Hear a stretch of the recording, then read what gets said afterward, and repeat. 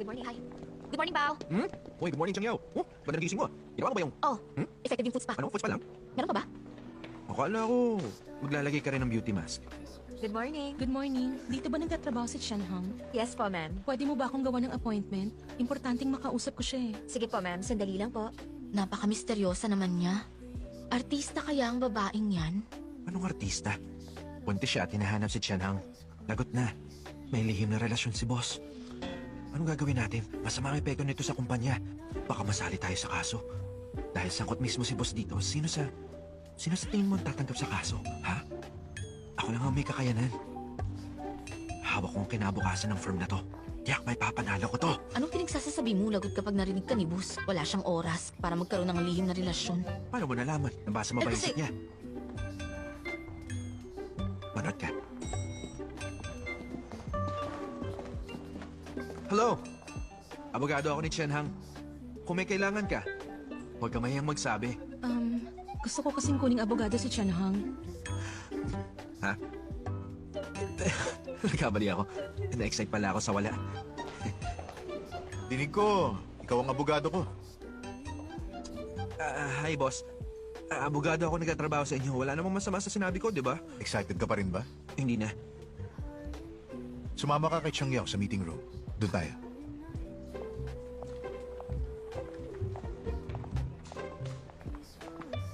Malas. Katapusan ko na.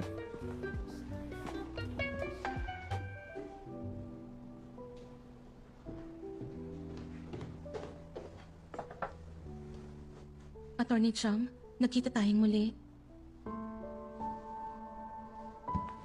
Siya ang girlfriend ni Mr. Dong. Attorney Chen, ako si Chen Qingmei, ang fiancé ni Dong Shan. Namatay siya sa isang aksidente at gusto kong ikaw ang kumatawan sa akin sa korte para ipaglaban ang mana na karapat-dapat sa anak ko. Mahihirapan kang mapatunayan na anak ni Dongsha ang batang dinadala mo. Oo, pero walang nagsabi sa akin na may nangyaring masama kay Dongshan. Tsaka ko na lang nalaman nung tapos ng burol. Hindi ko alam ang gagawin ko kaya nagpunta ako kay Jiang Wenshu at humingi ng paliwanag. Pero wala siyang pakialam na buntis ako at tumawag pa ng security guard para paalisin ako. Tinawag niya pa akong manloloko at malanting babae. Attorney Chen, sinadya niyang gawin yun. Sigurado kong alam niya na lalaki ang baby ko. At hindi siya mananalo sa akin dahil babae ang anak niya. Kaya sinadya niyang huwag kaming magkita ni Dongshan sa huling pagkakataon at kinremate kaagad ang katawan niya para wala nang makuhang DNA sample at di kilalanin ng anak ko ang ama niya. Legally speaking, si Miss Jiang, ang asawa ni Mr. Dong. Karapatan niya magdesisyon kung kailan niya ipapakrimit ang asawa niya. Pero wala nang nararamdaman si Dongshan sa kanya. Pareho silang career-minded at laging busy. Madalas magkahiwalay pa. Hindi ba parang hiwalay na silang namumuhay noon, attorney? Isa pa, parang walang buhay si Dongshan sa tuwing nakakasama niya ang asawa niya. Kung alam lang niyang hindi ako makakapunta sa burol niya, siguradong hindi niya mapapatawad si Jiang Wenshu. Nagigilty lang si Mr. Dong kay Miss Jiang. Tingin ko hindi siya galit. Pero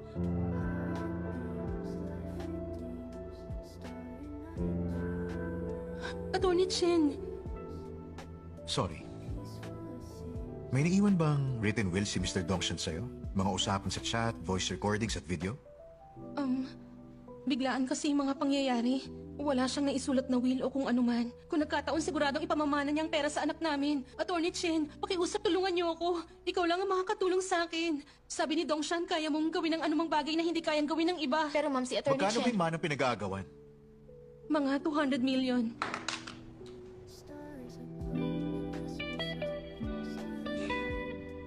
Barwe, Po? maganda ka ng kontrata. Walang problema. Chang Yao, tulungan mo si Barwe.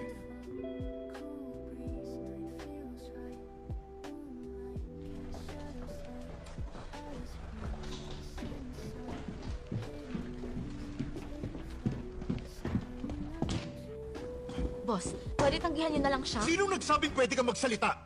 Baka lang kasi masira nito ang reputasyon niyo. Chang Yao, maging professional ka naman kapag nahaharap ka sa isang kaso. May basehan din ako sa pagtanggap ng kaso. Lumalampas ka na sa linya. Katuwang ni Dongshan si Jiang Wenshu sa negosyo niya. Sino si Chen Qingmei para makihati sa mana? Tandaan mo, hindi ko ginagawang basehan ang identity ng kliyente ko.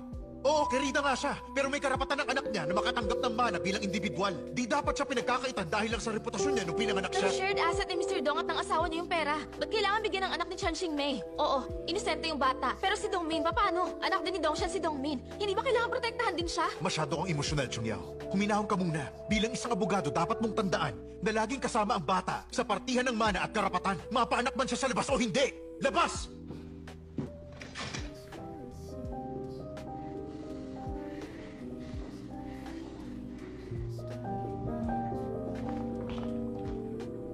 Sorry po, boss. Nakalimutan kong lumugar. Ayokong humawak nito.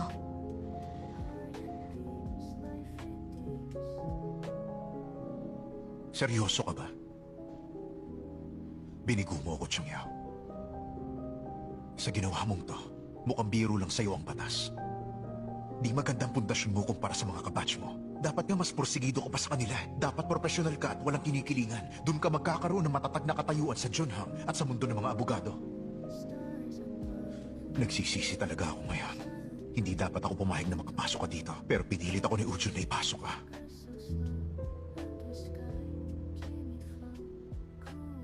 Anong ibig mong sabihin? Hindi ako dumaan sa normal na proseso?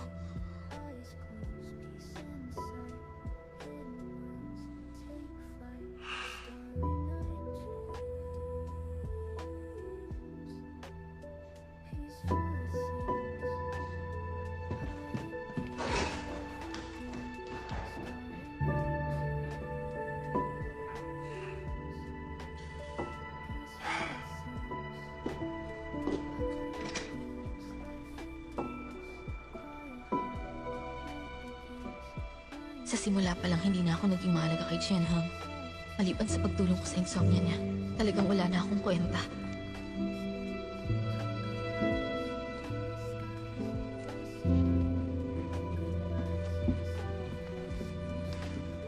Napagalitan ka ba?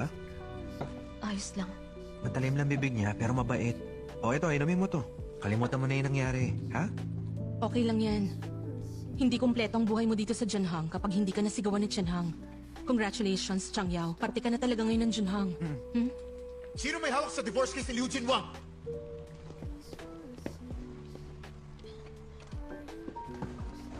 Ako na. Ako yung umayos ng kaso. Tinulungan mo lang akong baguhin ng ilang bagay dun. Mukhang hindi ko naayos ng tama. Ako ang dapat Hindi, pumunta. ako na. Oy, Yufei. Umuusok ang ilong nun ngayon. Haharapin mo ang galit niya. Wala tayong magagawa. Mananahimik lang ako. Ang cool mo talaga.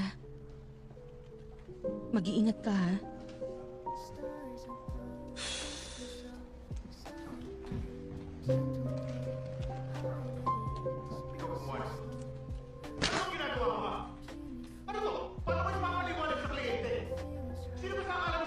Bao, pwede mo ba akong tulungan mag-file ng leave? Masama ang pakiramdam ko.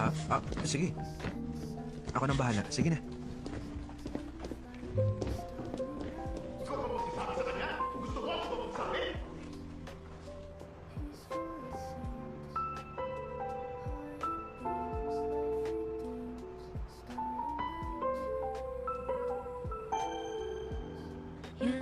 一扇紧闭的门，谁不是一个人？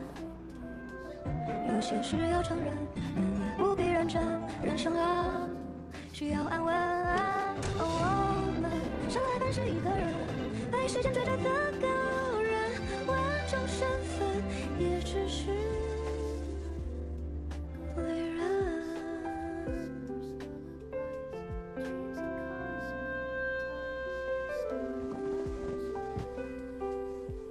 Di ba sabi ko bilang abogado dapat nag-iingat ka? Ikaw mo naman ang pinakaseryoso at maingat sa lahat. Hindi ko inaasahan na makakagawa ka ng pagkakamali. Sorry po, boss. Kapag nangyari ulit to, partner ka na. Hanip sa first level crisis response. Talagang ginamit ni Chan hanggang kalahating oras ng sahod niya sa paninigaw ng tao. Buti na lang si Yufei ang pumasok dahil hindi to makakayanan ni Chang Yao. Kumusta na kaya ang lagay niya ngayon? Ay, tiyak na na-trauma yung tao. Nagsakripisyo si Yufei para sa pinakabatang miyembro natin. Bilang nakatatanda kay Chang Yao, hindi natin siya dapat pabayaan. Makakaalis ka na, boss. Ayan, tapos na siya.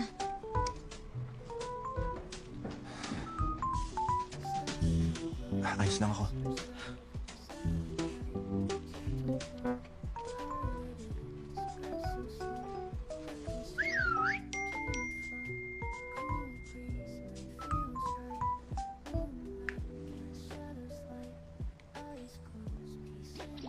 Chongyaw, huwag ka na malungkot. Akong poprotekta sa'yo. Akala ko wala na ang group na to.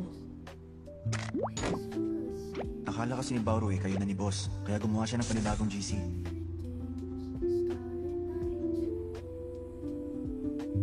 Faye, ba't mo sinabi yung totoo?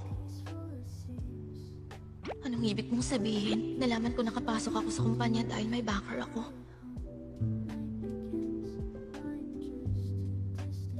Palagay ko naman, kung wala kang kakayahan, hindi ka niya hayaang makapasok dito. Dumaan ka man sa normal na proseso o hindi. Changyao, akala ko noon masyado kang idealistic at parang bata ko mag-isip. Pero nung nakasundo kita, ayos ka naman pala. Magpakatatag ka at huwag ka magpapatalo.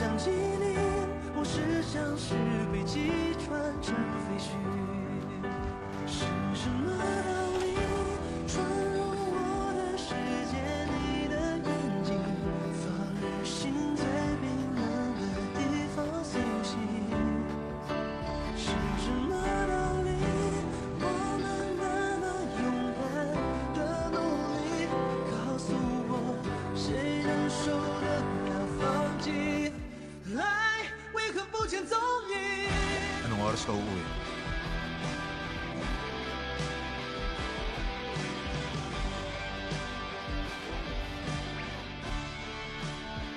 Hindi pa ako kumakain. 几次欢和又几经的回去，残留的默契更加怀疑。所有的痛苦让我想起你，所有的美好 Hindi pa ako 让我 kumakain. 想起你，故事像是笔记传承飞絮。是什么道理？ Gumising ka, Changyao. Imposibleng may gusto siya sa'yo. Para sa kanya, gamot ka lang sa insomnia niya na nakapasok sa firm dahil sa backer.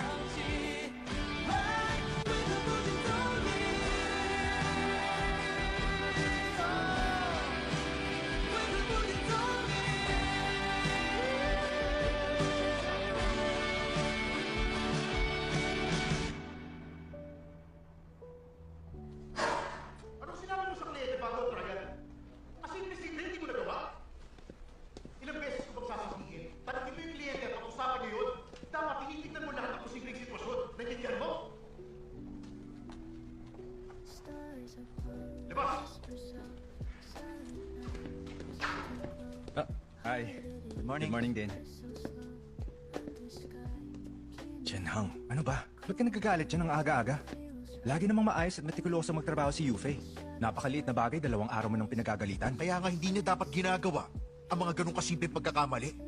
Kung hindi ko siya sasabihan ngayon, problema yun sa susunod. Para namang di na maitatama yung pagkakamali niya. Tama na, hindi ba dapat inaalala mo ang mental health ng staff mo? Ujon, Hmm? tanungin mo kung nasa si Chongyao. Sa opisina, saan pa ba siya pupunta? Nag-leave siya. Baka may emergency. Nagkasagutan kami kahapon. Talaga? Bakit naman? Huwag mo nang tanungin. Tulungan mo na lang akong malaman kung nasan siya. Hindi siya nagre-reply sa mga text at tawag ko ngayon. Dahil kahapon? Sinabi mo na natanggap siya dito dahil may backer siya? Ujon, ba't hindi mo kasi sinabi sa kanyang bagay na yun? Bakit ko sasabihin sa kanyang ganun ka-importanteng bagay? Tingin mo walang pride ang babaeng katulad niya? Ay, kaya palang lamig ng trato sa akin ni Chongshi. Alam mo, lagi mo na lang ako binibigyan ng problema. Ikaw ang may gawa ng gulong to, kaya ikaw ang umayos.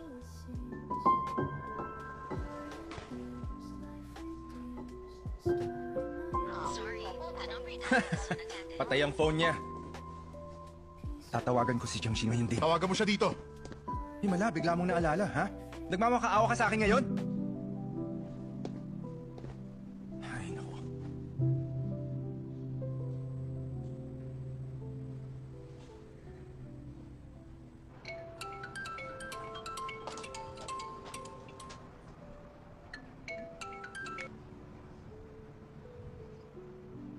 O Jun, anong problema? Hindi pumasok si Chong Yao. Bakit? Anong nangyari? Wala naman, huwag kang mag-alala. Sa totoo lang, nalaman kasi ni Chong Yao kung bakit siya natanggap sa Chunhong.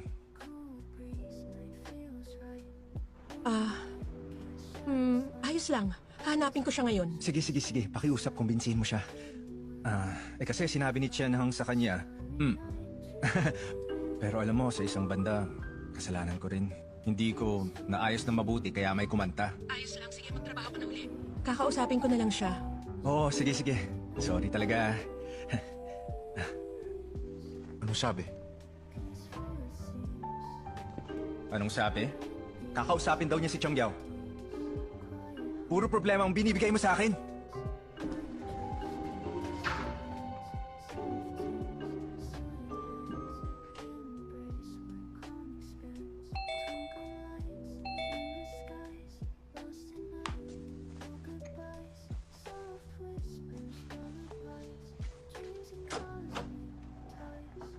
Ate, Gutom ka ba? May dala akong sabaw.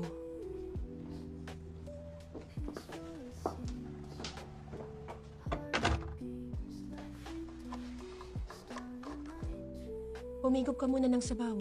ate. Alam mo bang kinuha ko ni Atty. Wu sa Junhang dahil may gusto siya sa'yo?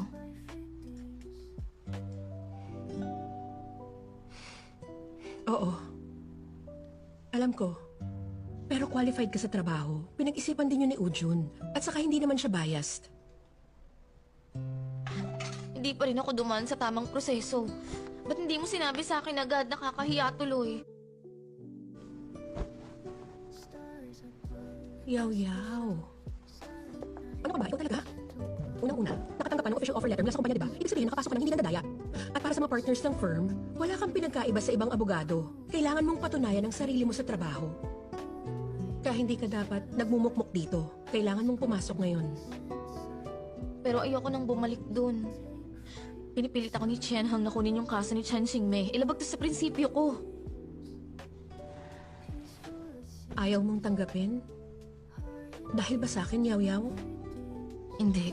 Ayoko lang talaga kunin yung kaso. Alam kong galit ka kay Dangming. Galit ka dun sa babaeng sumira ng pamilya ko. Sa totoo lang, galit din ako sa kanya. Hanggang ngayon, hindi pa ako nakakabawi doon. Pero gusto ko na ang buhay ko ngayon. Isa akong pro bono lawyer. Aaminin ko mas kalmado. Magaan at malaya na ang takbo ng buhay at karera ko. Alam mo yan, hindi tayo pwedeng mabuhay sa puot. Maniwala ka, sisirain lang nito ang buhay natin. Imbis na magalit ako kay Dangming, mas magpupursige ako sa trabaho para naman malampasok siya sa korte balang araw. Kaya nga dapat pahalagan mo ang pagkakataong ito. Pero hindi ko alam kung tatanggapin ko yung kaso o hindi. Sa pagkakakilala ko kay Attorney Chen Hang, isa siyang mahusay na abogado at may natatanging kakayahan. Kung gusto mong gumaling at magtagal sa karera mong yan, magtiwala ka sa kanya. Sa bagay, kapag lalo kong ginusto, mas lalong di ako dapat magpatalo. At saka, mabuti nga hindi pa ako nasesesante ngayon. At ayoko nang makilalang may backer. Tama ka, yan ang kapatid na kilala ko. Gusto mo pa bang kumain? Tara! Kain na. Oh, humigop ka ng sabaw. Kakawalang gana namang tingnan to. Tikman mo tong sabaw, ha? Ito.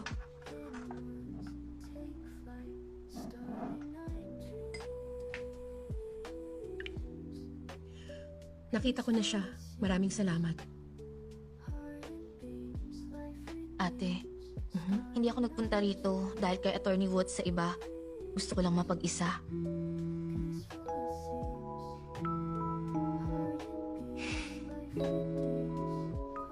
Di ko siya papansinin. Ikaw muna.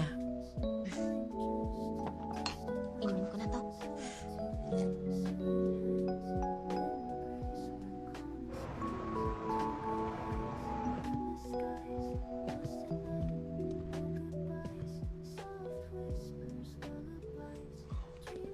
Huwag ka nang lakad ng lakad, sumasakit ang ulo ko. May laman pa ba yan? Paano sasakit yan?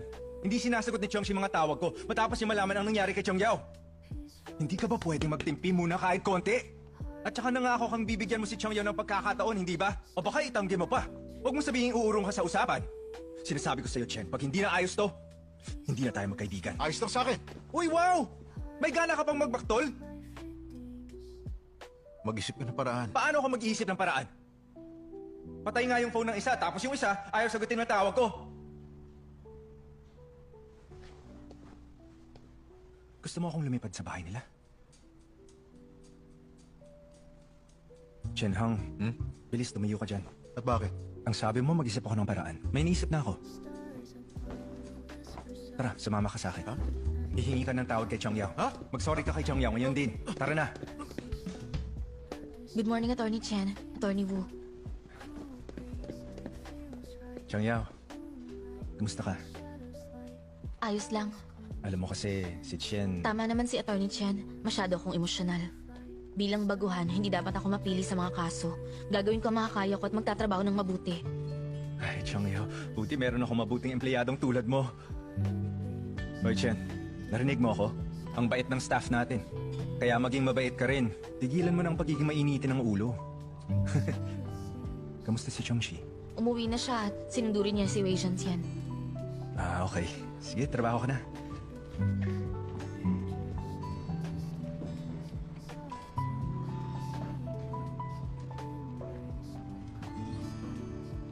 Nakapag-isip ka? Tama naman ang sinabi niyo, Attorney. Hindi dapat ako maging emosyonal. Nagpadalos-dalos ako sa kaso ni Shen Xingmei. Tatanggapin ko naman ang parusa sa pagkakamali kong yan. Bigyan mo pa ako ng isa pang pagkakataon na maging bahagi ng kasong yun. Gagampanan ko ang tungkulin ko at magiging patas. Kung yun ang gusto mo, sige. Maraming salamat, boss. Pahalagaan ko po to.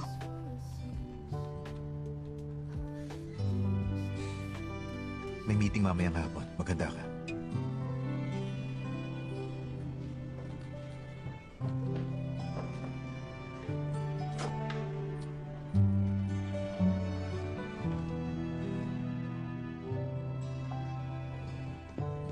Barwe, napadala mo na ba yung kontrata kay Chen Xingmei? Oo, re-reviewin daw muna nila bago pirmahan at ibalik sa atin. Maliit lang ang manang involved dito, pero pwede na para sa practice. In charge ka dito, Barwe. I-assist mo siya, Chang Yao. Ako mamamahala ng sitwasyon. Pupunta tayo sa korte, Barwe. Sa ngayon, nakakimate na ang katawan ni Dongshan. Sabihin na nating makakakuha tayo ng hibla ng buhok niya sa bahay niya, hindi may kukumpara yun sa DNA test nung buhay siya. Mahirap patunayan kay Dongshan galing ang buhok na makukuha natin. Ibig sabihin, labas na dito ang DNA paternity test. Hindi, Attorney. Maliban sa paternity test, magagamit ang DNA para sa kinship test. Nalalaman ang relasyon ng mag-ama sa paternity test gamit ang body tissue ng magulang. Pero sa kinship test, tinitingnan kung magkadugo ang mga taong pinag-uusapan. Tinutukoy mo ba yung anak ni Dongshan na si Dongmin? Kung buntis nga si Chen Xingmei, hanggat payag si Dongmin, nagawin at sumailalim sa DNA kinship test, edi... Wala rin yung mapapatunayan. Walang silbi ang kinship test sa mga anak na may isang ama pero magkaiba ang kasarian.